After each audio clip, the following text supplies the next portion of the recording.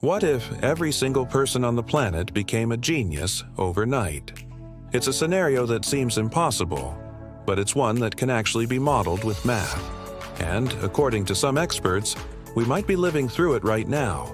In fact, a former head of Google's AI division has warned that the world is about to see an explosion in human intelligence. But what exactly does that mean? What would happen to our society if all of us suddenly got smarter? Let's start by taking a look at what being a genius actually means. A genius is generally defined as someone who has an IQ of 130 or higher. The IQ, or intelligence quotient, is calculated by taking your mental age and dividing it by your chronological age and then multiplying by 100. Mental age is determined by taking the results of an intelligence test and comparing them to those of others the same age. But intelligence tests don't measure all aspects of intelligence. For example, emotional intelligence, which refers to how well you perceive, understand, manage, and use your emotions, isn't measured by traditional IQ tests. However, studies have shown that there is a correlation between higher IQ scores and greater emotional intelligence. That said, let's stick with cognitive intelligence for now. So if everyone had an IQ of 130 or higher, the smartest people currently alive would have an IQ of around 200. Take the case of Marilyn Voss, savant, who was the woman with the highest recorded IQ in the world up until her death in 2019. She held 2 Guinness World Records for her IQ.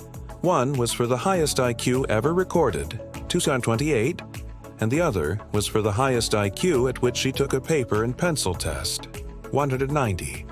Now imagine everyone having an IQ like hers. In fact, this thought experiment has been explored by the brilliant scientist Stephen Hawking. If everyone had an IQ of 200, says Hawking, we wouldn't need television anymore because everyone would rather read books. Not sure if that's necessarily a good thing. After all, it's TV that brings us the nightly news, which helps us keep up with current events. Without it, we might end up even dumber. Well, at least less informed. But there's another problem. What would all these geniuses do with their free time? They'd probably get pretty bored. With an IQ of 200, humans could solve complex equations, write symphonies, and build machines simply for the fun of it. All this in a matter of hours. Imagine if Mozart could compose his greatest pieces in just a few hours. How long do you think he'd stick around on Earth? That's why some experts argue that intelligence is overrated. It's not the ability to do everything quickly that matters, but rather our desire to learn and grow that makes life worthwhile. Of course, none of these experts were around when Mozart composed his 6th Symphony. All this raises another question. Why would we want to become smarter anyway?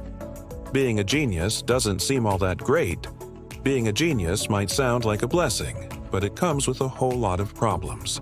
People with high IQs often find it hard to cope with everyday life.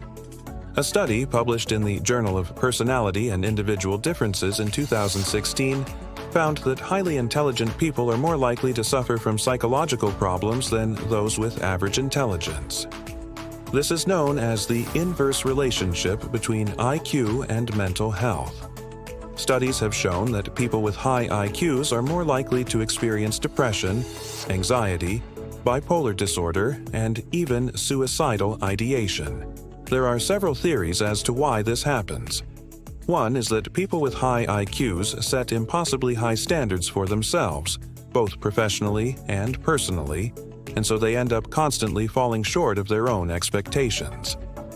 Another theory is that people with high IQs are more aware of the complexities of the world and the problems that exist in it, which makes it harder for them to feel optimistic. Whatever the reason, the data is clear. Being a genius isn't all it's cracked up to be. Now, what if everyone became smart, but not too smart? What if the average IQ of humanity increased to 140? First off, everyone would be smarter, but no one would be bored out of their mind. And we'd probably be able to come up with some cool stuff. But it would also bring its fair share of problems. For one, it would be really hard to watch TV shows and movies anymore. Sure, we'd still be able to watch them, but they'd just be way too dumb. We'd be like toddlers watching Tom and Jerry and wondering why the cat doesn't just pick up the mouse instead of chasing him around.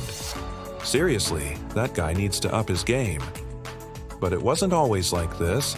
In the past, there were plenty of smart people around. Some of them were even geniuses. So why did it take us so long to become smart ourselves? Well, it turns out that intelligence isn't something that's fixed. It's something that develops over time. In fact, our intelligence has been increasing at an average rate of about 3 points per generation. This means that today's geniuses will likely be tomorrow's normies. And that's a good thing. After all, the more intelligent we are, the better we are at solving problems. Take the Industrial Revolution, for example. It was only made possible by the innovations of people like James Watt, who invented the steam engine, and Eli Whitney, who invented the cotton gin. These inventions led to huge increases in productivity, which in turn led to economic growth and improved living standards. Of course, this didn't happen overnight. It took decades, even centuries, for the benefits of the Industrial Revolution to be felt around the world. But it was definitely worth it. Today, we have all sorts of amazing technologies that make our lives easier and more enjoyable, from smartphones to space travel. And all of this has been made possible by the intelligence of the people who came before us. But what if we could somehow speed up this process? What if we could become smarter faster? Well, it turns out that we already are becoming smarter. According to a study published in the journal PNAS, the average IQ of people born in the early 1970s was about 10 points higher than those born in the early 1930s. This means that we're gaining about 3 points per generation, but the gains are accelerating. The IQ of people born in the early 1990s was about 15 points higher than those born in the early 1930s. And that's just the average. Some studies have shown that the IQ of the top 1% of the population has increased by as much as 30 points since the 1930s. So what's driving this increase in intelligence? Well, it's not clear. Some researchers believe that it's due to improvements in nutrition.